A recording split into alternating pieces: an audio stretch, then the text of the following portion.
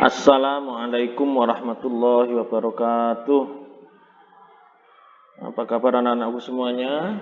Ya, kalian semua semoga selalu diberikan kesehatan, ya, dan tetap dapat selalu semangat dalam melanjutkan kegiatan belajar sehari-hari. Oke, anak-anakku semuanya masih dalam keadaan berpuasa Ramadan, kita harus tetap semangat, ya, untuk belajar. Hari ini kita akan melanjutkan belajar kita, yaitu dengan materi dalam kehidupan sehari-hari. Ya, materi atau membahas tentang zat atau benda-benda ya di dalam kehidupan kita sehari-hari. Yang mana dalam kehidupan kita ini tidak akan terlepas dari yang namanya materi atau zat ataupun benda untuk memenuhi kebutuhan hidup kita sehari-hari. Oke, yang akan kita bahas yang pertama adalah pengertian daripada materi itu sendiri. Kemudian yang kedua kita akan bahas tentang zat tunggal atau zat murni. Kemudian yang ketiga kita akan membahas zat campuran. Ya, langsung saja kita masuk ke pengertian materi. Apa yang dimaksud dengan materi? Apa yang dimaksud dengan benda, ya. Materi adalah sesuatu ya yang menempati ruang dan memiliki massa. Ya, segala sesuatu yang menempati ruangan, ya, menempati suatu ruang, ya. Bisa itu berupa benda padat, benda cair ataupun benda gas, dan tentunya sesuatu tersebut memiliki massa atau ukuran. Ya, itulah yang disebut dengan materi, ya. Nah, kita dalam kehidupan sehari-hari ya akan memerlukan suatu materi, akan berinteraksi dengan suatu materi, akan menggunakan suatu materi untuk kebutuhan kita. Setiap materi memiliki sifat-sifat khas atau sifat-sifat tertentu, sifat-sifat yang khusus, yang mana sifat-sifat tersebut akan membedakan materi yang satu dengan yang lainnya. Antara materi padat, ya, cair ataupun gas memiliki sifat-sifat tertentu, ya, yang membedakan dengan materi yang satu dengan yang lainnya. Dan di antara berbagai macam materi itu juga terdapat persamaan, ya, sehingga kita dapat membuat pengelompokan materi, ya, misalnya berdasarkan wujudnya ada benda padat, cair, dan gas. Nah, tentunya dengan pengelompokan yang lain berdasarkan kriteria tertentu, juga ada beberapa kelompok materi. Nah, materi itu sendiri terdiri atas zat tunggal atau zat murni dan zat campuran. Sekarang kita akan membahas tentang zat tunggal. Zat tunggal atau zat murni adalah zat yang tersusun atas satu jenis materi, ya. Artinya zat tersebut belum tercampuri atau belum bercampur dengan materi yang lain, belum bereaksi dengan materi yang lain. Nah, sehingga zat tersebut dikatakan masih murni atau zat murni atau disebut juga zat tunggal. Hanya tersusun atas satu jenis materi, belum tercampur atau bereaksi dengan materi yang lain. Contoh zat tunggal atau zat murni adalah air. Ya, air tentunya air yang murni, belum tercampur dengan zat yang lain. Nah, itu disebut zat tunggal. Gula, garam. Nah, gula dan garam dikatakan zat murni jika belum tercampur dengan air misalnya atau belum tercampur dengan zat-zat yang lain. Kemudian besi yang masih murni, kemudian emas 4 karat. Nah, emas yang masih murni 100% dan lain sebagainya. Intinya zat tunggal atau zat murni itu adalah zat yang belum tercampur ataupun belum bereaksi dengan zat yang lain. Zat tunggal dibedakan atau terdiri atas unsur dan senyawa.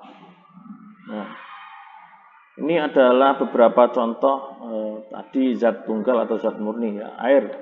air murni yang belum tercampur dengan benda yang lain. Nah, itu termasuk zat tunggal. Emas 4 karat, kemudian garam, gula pasir.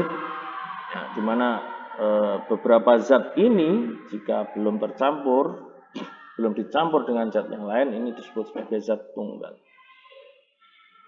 Lanjut tentang unsur. Apa itu unsur? Unsur adalah zat tunggal yang tidak dapat diuraikan menjadi zat lain yang lebih sederhana lagi meskipun menggunakan reaksi kimia. Ya. Unsur itu terdiri atas unsur logam dan unsur non-logam. Contoh unsur logam adalah emas. Nah, emas ini di sini emas murni, emas 24 karat. Ini merupakan unsur tunggal, ya, tidak dapat dipecah menjadi unsur lain yang lebih sederhana. Hanya emas saja, terdiri dari atom emas. Kemudian perak, besi, tembaga, aluminium dan lain-lain. Ya, selama masih belum bercampur dengan mineral yang lain ataupun logam yang lain, ini disebut sebagai unsur. Kemudian contoh unsur non-logam, berarti ini unsur yang bukan logam, contohnya adalah karbon, oksigen, belerang, nitrogen, hidrogen, dan lain-lain. Masih banyak lagi yang lainnya unsur non-logam. Kemudian ada senyawa. Ya. Zat tunggal berikutnya adalah senyawa. Senyawa adalah zat murni yang terbentuk dari 2 atau lebih unsur melalui reaksi kimia. Jadi kalau ada 2 unsur atau lebih yang bereaksi, maka membentuk suatu zat yang namanya senyawa. Contoh senyawa adalah air. Nah, air itu adalah zat tunggal yang merupakan senyawa. Karena air tersusun atas 2 atom hidrogen atau H dan 1 atom oksigen. Nah, sehingga rumus kimianya adalah H2O. Artinya air itu adalah senyawa yang tersusun atas unsur hidrogen dan unsur oksigen. Nah, antara unsur hidrogen, 2 atom hidrogen dan 1 atom unsur oksigen itu membentuk suatu zat tunggal, ya, yang berupa senyawa, yaitu air. Kemudian contoh berikutnya adalah karbon dioksida. Rumus kimianya CO2. Berarti ini tersusun atas 1 unsur, 1 atom unsur karbon atau C dan 2 atom unsur oksigen atau O.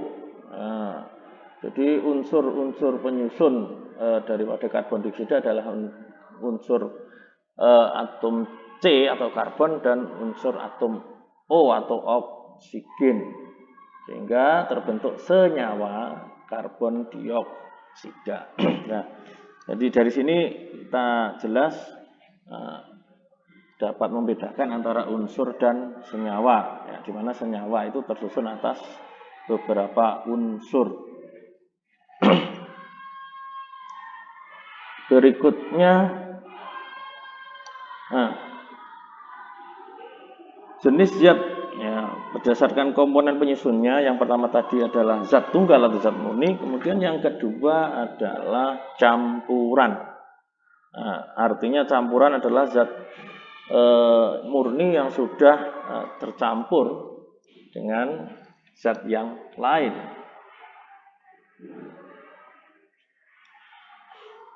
Campuran adalah zat yang tadi di atas beberapa jenis zat tunggal.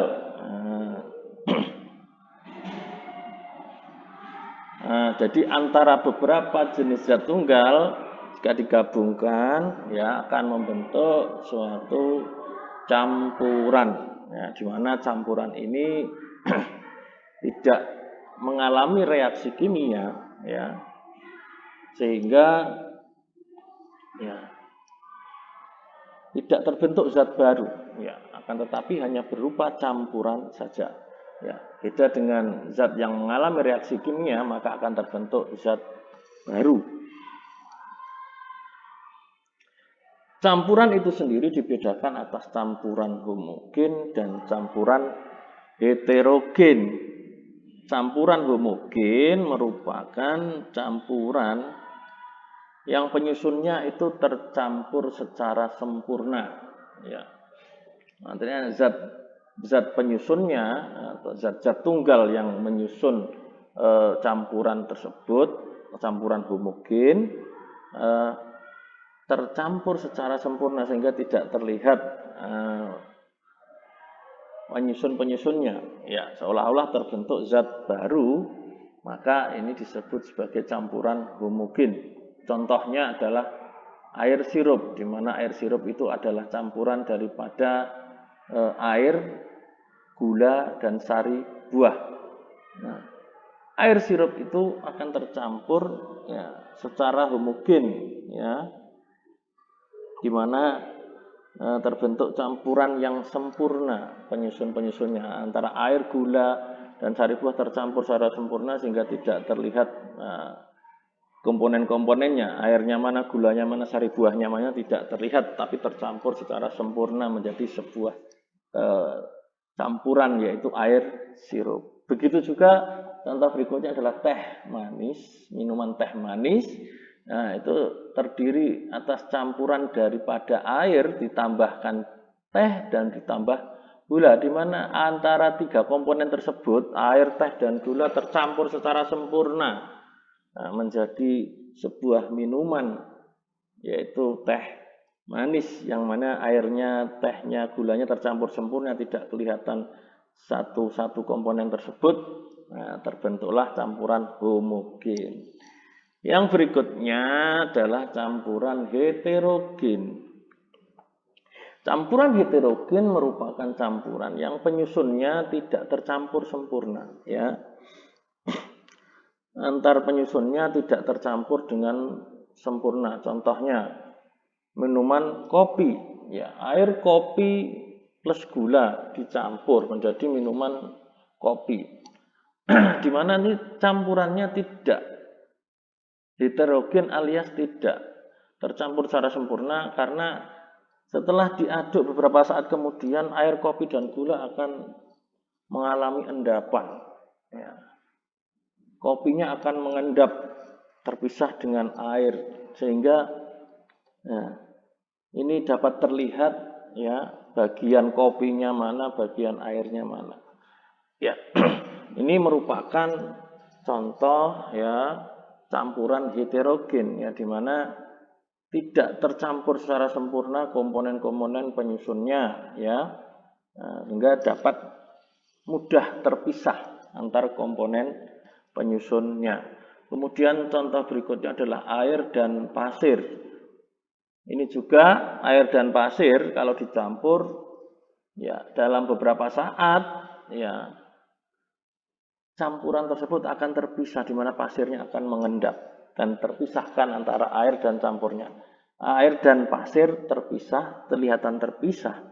Nah, padahal itu adalah sebuah campuran, ya, karena tidak tercampur dengan sempurna, maka campurannya disebut sebagai campuran heterogen. Dan berbagai macam campuran yang lain, ya, kita dapat bedakan mana yang homogen, mana campuran yang heterogen dengan melihat bagaimana komponen penyusun campuran tersebut tercampur dengan sempurna atau tidak sempurna, ya. Demikian penjelasan singkat, ya, tentang zat tunggal atau zat murni, kemudian tentang campuran, ya. Semoga ini, ya, menambah wawasan kita, ya, untuk memahami materi yang ada di sekitar kita. Oke. Terima kasih. Assalamualaikum warahmatullahi wabarakatuh.